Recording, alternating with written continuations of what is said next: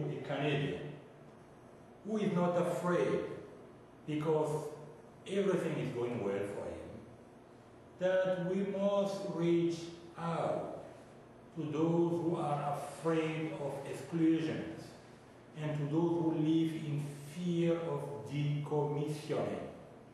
No one is immune to accident of life. Our ability to live together, to understand and respect each other is definitively our greatest asset. I want to be that member of parliament for Brampton West who will tell Canadians to unite the world and who will record in the perspective of that unity a search for solutions to a strong number of conflicts and the defense of cultural diversity. Mes chers amis, je veux être ce député de Brampton West qui dira et distinctement aux Américains, nous sommes amis et le Canada demeurera fidèle à cette amitié que la proximité, l'histoire, la civilisation, le commerce et les valeurs de la liberté et de la démocratie ont tissé entre nos deux pays. I want to be that member of parliament for Brampton West who will tell Canadians that I believe in the plurality of culture and not in a unique culture, even if it were a Canadian unique culture. I want to be that member of parliament for Brampton West who will never compromise the independence of Canada or Canadian value. At this moment, I want to pay tribute to the Prime Minister Jean Chrétien, who made Canada so proud when he opposed Canada's participation in the war in Iraq. I want to be that member of parliament for Brampton West who will argue that Canada must give itself the means of defense due to the heightened role it intends to continue playing on the international stage. I want to be that member of parliament for Brampton West who will say to Canadians, fellow residents of Brampton West, we cannot and we should not continue to destroy our country. We have to stop destroying our planet. We cannot continue to sacrifice the welfare of future generations to the excess of today's generations. The future of humanity is at stake.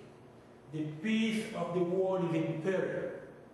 If no change are made, global warming, resource depletion, and pollution will move people and rush them into terrible wars because there will be water and hunger wars, and these are the most basic necessity of survival. I want to be that member of parliament, West, who will say to Canadians, if we have thought to enter the world of abundance, all right, then it is the world of scarcity we prepare for our children. And the scarcity begets violence. The globalization of the economy will offer new hope to poor people only if sustainable development and economic development now appear as imperative to all humanity. I want to be that member of parliament for Brampton West who will lead by example in the House of Commons, of elected officials who engage youth in development projects while proposing to invest in clean technology and new energy, propose reducing waste, and prepare the advent of a society of moderation in place of a society of excess, and strive to make Canada the country of environmental excellence. My dear friends, a massive investment in the environment will lead to creation of new skills and new competences in building construction, in transportation, in agriculture, in green products, in eco-processes, in eco-industry, like biofuels, will in turn create new jobs. Globalization requires us to reinvent everything, to constantly benchmark ourselves to others. Canada needs a new system of integration through immigration, in which Canadians will feel that anything is possible.